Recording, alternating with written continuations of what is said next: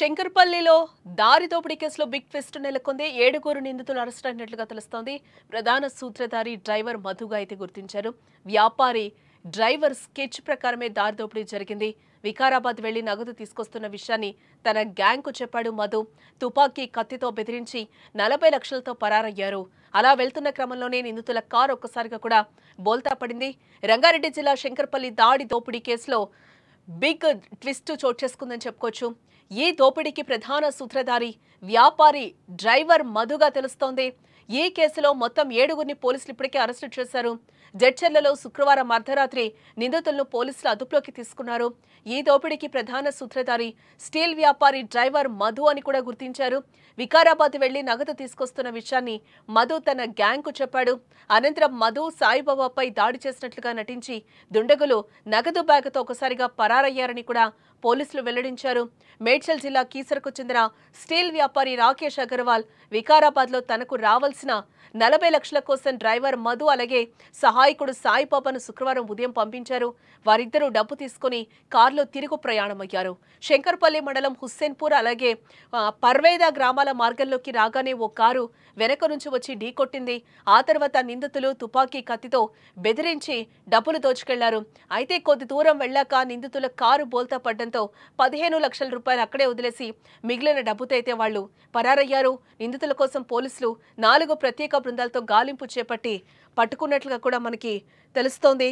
రంగారెడ్డి జిల్లా శంకర్పల్లిలో 40 లక్షల దారి దోపిడీ కేసులో నిందితులను పోలీసులు ఇప్పటికే అరెస్టు చేసినట్లుగా కూడా తెలుస్తోంది. సెప్టెంబర్ 12న రాత్రి 7 నిందితులను అరెస్టు చేశారు పోలీసులు. అయితే వ్యాపారి కారు డ్రైవర్ మధుయే పాత పరిచయంతో నమ్మించి మోసం చేసినట్లుగా కూడా పోలీసులు తేల్చేశారు. వ్యాపారి రాకేష్ అగర్వాల్ తన మేనేజర్ సాయిబాబాను క్యాష్ కలెక్ట్ చేసుకోవడం కోసం నియమించుకున్నాడు. సెప్టెంబర్ 12న వికారాబాద్లో కస్టమర్ దగ్గర నుంచి డబ్బు వసూలు చేయమని చెప్పాడు. సాయిబాబా ఎల్బీ నగర్కు చెందిన మధు అనే క్యాబ్ డ్రైవర్ ప్రైవేట్ కారును తీసుకుని క్యాష్ కలెక్షన్ కోసం వెళ్లాడు. మధుతో సాయిబాబాకు పాత పరిచయం ఉండడంతో నగదు రవాణా పనుల కోసం తరచూ అతన్ని వాడుకునేవాడు. ఉదయం 11 గంటలకు వికారాబాద్ చేరుకున్న సాయిబాబా అన్సారీ నుంచి 40 లక్షలు కలెక్ట్ చేసుకుని హైదరాబాద్ బయలుదేరాడు. హుస్సేన్పూర్ గేట్ దగ్గర వెనక నుంచి వచ్చిన స్విఫ్ట్ డిజైర్ ఢీకొట్టి అడ్డగించింది. అందులో 3 దుండగులు దిగి సాయిబాబాను కొట్టి బెదిరించి నగదు దోచుకెళ్లారు. నిందితులు కారులో పారిపోతూ ఉండగా కూడా కొత్తపల్లి శివారులో వాహనం ఒక్కసారిగా కూడా అదుపు తప్పి బోల్తా పడింది. దీంతో నిందితులు కారు వదిలేసి కాలినడకన పారిపోయారు. స్థానికులు వెంటనే పోలీసులకు సమాచారం ఇవ్వడంతో శంకర్పల్లి పోలీసులు ఘటనా స్థలానికి చేరుకున్నారు. కేసు దర్యాప్తు కోసం ప్రత్యేక బృందాలను ఏర్పాటు చేశాం. 5 బృందాలు ఏర్పాటు చేసి కేవలం 24 గంటల్లోనే నిందితుల్ని పట్టుకున్నామని కూడా పోలీసులు చెప్తున్నారు. దోపిడీలో మొత్తం 7 మంది ప్రమేయం ఉన్నట్లుగా కూడా దర్యాప్తులో తేలింది. డ్రైవర్ మధు 1 సంవత్సరం క్రితం సాయిబాబాతో పరిచయమై నమ్మకం సంపాదించాడు.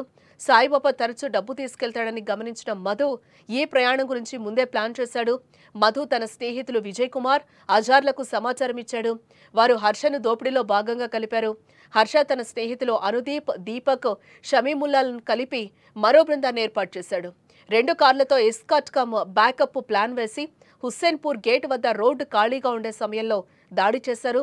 మధు డ్రైవింగ్లో వేగం తగ్గించి సహకరించడంతో హర్ష కారు ఢీకొట్టి దోపిడీ సులభమయ్యింది. అనంతరం అనుదీప్కు చెందిన కారులోనే ప్రధాన నిందితులు తప్పించుకోవాలని కూడా ప్లాన్ చేశారు. కానీ కొత్తపల్లి దగ్గర కారు అదుపు తప్పి ఒక్కసారిగా బోల్తా కొట్టడంతో మొత్తం కుట్రంతా కూడా బయటపడింది. జడ్చర్లలోనే మొదట కారు యజమాని అనుదీప్ అరెస్టు చేశారు. తర్వాత సంగారెడ్డి, షాద్నగర్ పోలీసులను అప్రమత్తం చేసి ముంబై బెంగళూరు హైవేలపై వాహన తనిఖీలు చేశారు. జహీరాబాద్, రాయ్కల్ టోల్ ప్లాజా వద్ద మిగతా నిందితులను కూడా పట్టుకున్నట్లుగా తెలుస్తోంది. స్థానిక పోలీసులు ఎస్ఓటీ, సిసిఎస్ టీమ్స్ సమన్వయంతో కేసు సక్సెస్ఫుల్గా ఛేదించారు. నిందితుల నుంచి 17.5 లక్షలు స్వాధీనం చేసుకున్నారు పోలీసులు. కొంత నగదు స్థానికంగా ఉండేవారు పట్టుకెళ్లారు. నగదు తీసుకువెళ్లిన స్థానికుల గురించి కూడా ఆరా తీస్తున్నామని కూడా పోలీసులు చెప్తున్నారు.